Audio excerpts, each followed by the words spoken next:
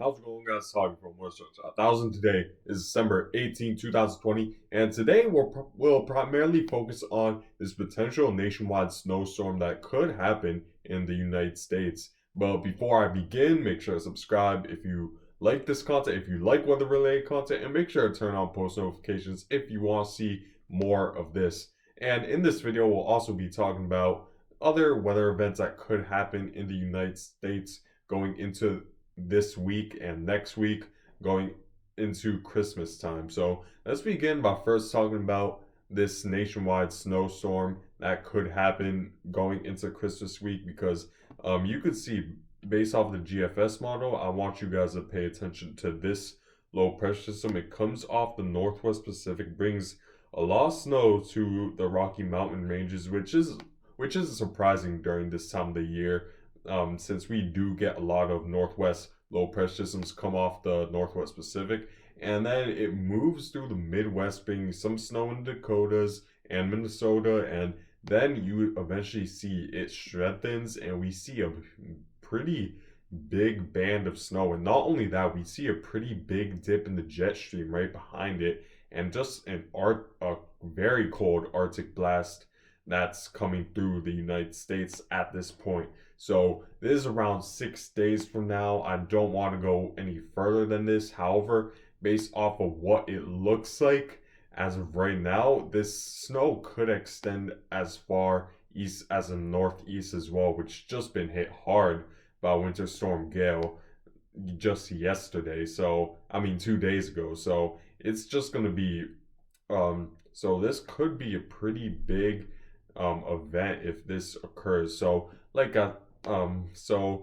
as you know, we're still 5 days out from this. A lot could change. There's still a lot of uncertainty with the forecasts as of right now. However, both the GFS model and the European are leaning towards bringing a pretty strong low pressure system through the United States with a big dip behind it of cold air, which would bring a lot of snow throughout the United States, especially the northern half of the United States, because you see the European as well is taking a 991 millibar storm, and we see that big dip in the jet stream right there, and this is as of 5 days from now. So it definitely isn't out of the realm of possibilities. So then it continues going into Christmas time where we just see a big dip in the jet stream, and in fact a new low pressure form right around Virginia. So a lot could change. We still have to wait and see. However, it seems likely that there will be some sort of extra tropical,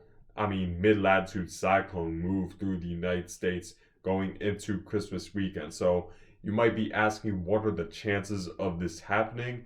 And so the details are still very, very vague when we're 5 days out, and we need to see how much cold air will dip. And one way we could look at that is taking a look at the Arctic oscillation, because the Arctic oscillation gives a good idea of how the jet stream will sort of maneuver over the next couple of weeks. And you see that right now we're in the negative phase. In fact, the deep negative phase. We haven't been in a negative phase this deep, this far negative in months. As you can see, since September, we haven't seen much of any sort of Arctic oscillation dip this much. However, we are in the negative Arctic oscillation, and what this means is that the westerly winds currently are relatively weak compared to average, which means that since the westerly winds are weaker due to a weaker high and low pressure that's in the northern Atlantic,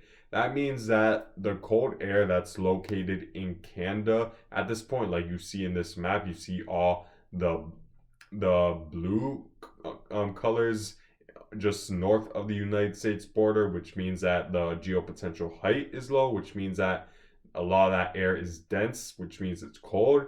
And yeah, you see the Arctic air in Canada. That means that since the westerly winds are weaker in a negative Arctic oscillation, that means that that cold air is less likely to move from an easterly to westerly direction and more likely to meander and move further south, because the westerly winds are weaker and they won't steer the cold air directly to the west, and it's more likely to move further and further towards the south, especially with a lot of these northwest Pacific storms coming off the Pacific. So based off of this, it seems likely that we will see we will be in several weeks, not only several days but several weeks of cooler than average temperatures, because most of the computer models are forecasting that this will stay at a negative phase. They don't. There's a couple later during the run, I would say during late December, headed into the new year, that do bring it up to positive phase. However, the vast majority keep it at a negative Arctic oscillation, which means that we're more likely to see colder air through the United States over the next couple of weeks, which means that if we do see any low pressure move through the United States, I would say it's more likely than not we will see snow, especially in the Midwest and even the interior Northeast at this point. Further south, that gets a little bit tricky to forecast because because it gets even more uncertain that cold air will get further south. However, I could say with confidence that we will see some sort of snowstorm in the upper in the northern states of the United States. How far south that will go, we still don't know. The computer models have to iron that out over the next several weeks. However, let's take a look at the entire North American map, because that gives a good idea of what are the steering currents steering some of these low pressure systems coming off the Northwest Pacific. So here's the low pressure system, and you see that there's a little bit of a ridge right here that's sort of going to steer it to the south. However, I think what's more interesting is that behind this low pressure system, there's going to be a lot of cold air behind it. You see that dip already forming by day 4 when the low pressure is already in Montana based off the European model.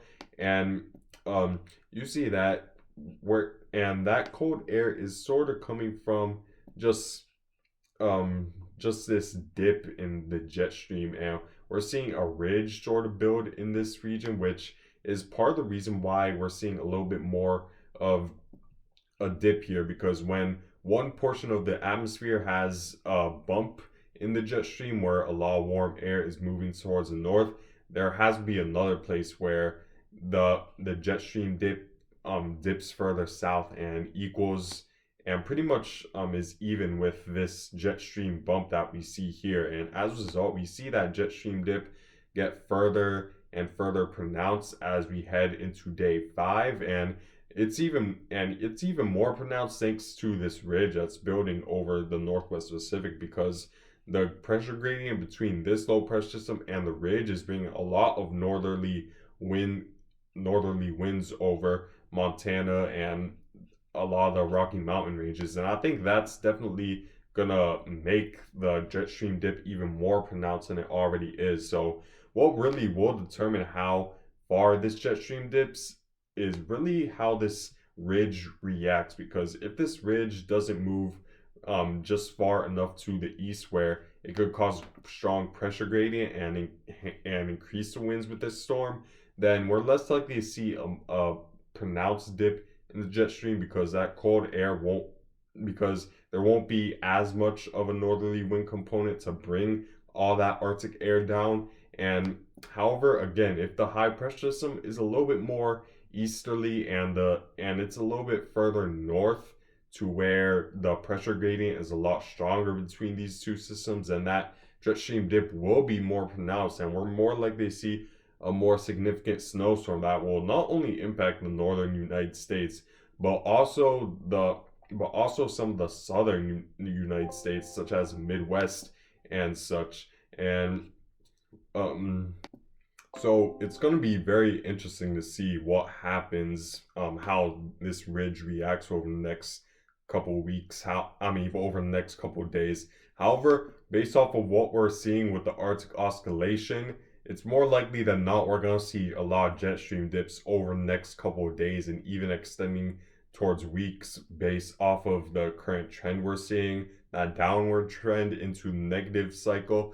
And you see that if we take a look at months prior, you see that once we're in either a negative or positive phase, it usually stays there for a good month or so, because you see during the positive phase for the Arctic oscillation began right around the October time frame, I would say mid to late October, and then it extended all the way till early December. So that's a month time frame we were in the positive phase, and as a result, we saw a lot more. More above average temperatures throughout the United States. And I know you guys might be pointing out these negative and positive cycles which didn't last long. Those those bumps in the Arctic oscillation aren't as pronounced as, let's say, this or this. And usually when I see the line graph that has a very pronounced positive or negative phase, has a very definitive positive or negative phase, I like to say, then it's more likely that it's gonna stay like this for next maybe month or so, or a couple of weeks at the very least. So I do expect a lot of jet stream dips, and as a result, it's the reason why I'm already saying it's most likely we will see a snowstorm in the northern United States, because that Arctic oscillation is just going to bring just enough jet stream dips to bring that cold air for this storm to work with further south, regardless of how this high pressure reacts or how this high pressure maneuvers over the next several days. So I think it's most likely we will see a snowstorm in the Midwest. So just stay tuned for that, especially in the Northwest and Midwest at this point, because you guys are closer to the event, and also you guys will more likely see more colder air to supplement this storm than, let's say, the Northeast at this point. However, what further makes me confident in this forecast is that both the GFS and European are agreeing with this. It's not like the European or the GFS are disagreeing with this. They're both in pretty good agreement, and they're very similar in terms of their tracking, I notice, and they've been very similar. It's not like one is completely different from the other. They just seem almost identical, completely identical in terms of their forecast runs. So I'm getting more and more confidence we will see a nationwide snowstorm throughout the northern United States. I wouldn't say prepare now exactly, because the small details could mean big things in terms of how much snow you'll receive, even if you're in the northern United States. However, I definitely keep a close eye on it throughout the Midwest and Northwest Pacific, and even the interior Northeast at this point, because you guys just been pounded by Winter Storm Gale 2 days ago. So I would say just keep your eye on this storm going into this week.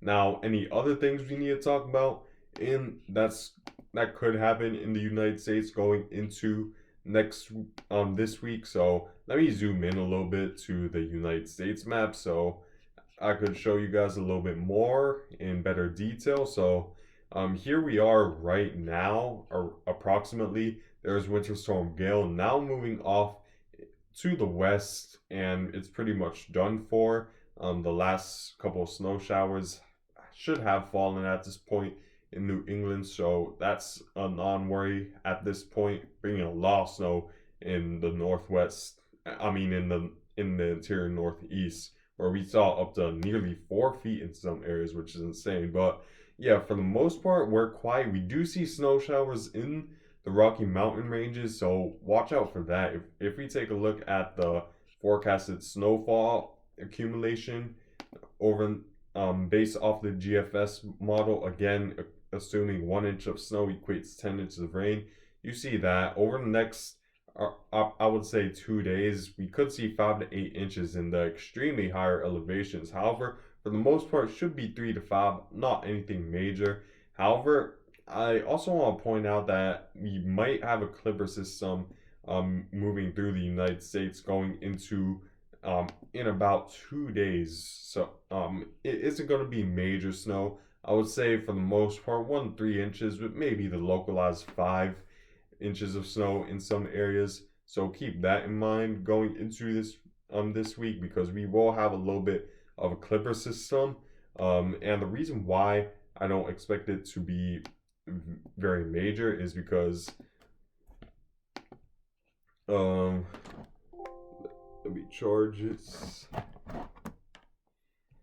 But anyways, the reason why I don't really think it's going to be anything major is because there just isn't going to be enough instability with this. There's going to be a little bit of a dip right here that will cause a little bit of convection. However, it's like that you see that jet stream dips expected to straighten out, not bring a ton of cold air to the south, which would further enhance that convection and instability. That would force a lot of that humid air and that latent heat up into the atmosphere to give some thunderstorm energy that could be converted into a bigger snowstorm. However, that jet stream dip just isn't pronounced enough, and when it is, it's likely gonna be far too late because this low pressure systems is expected to mainly stay just far enough offshore to mainly be nothing major.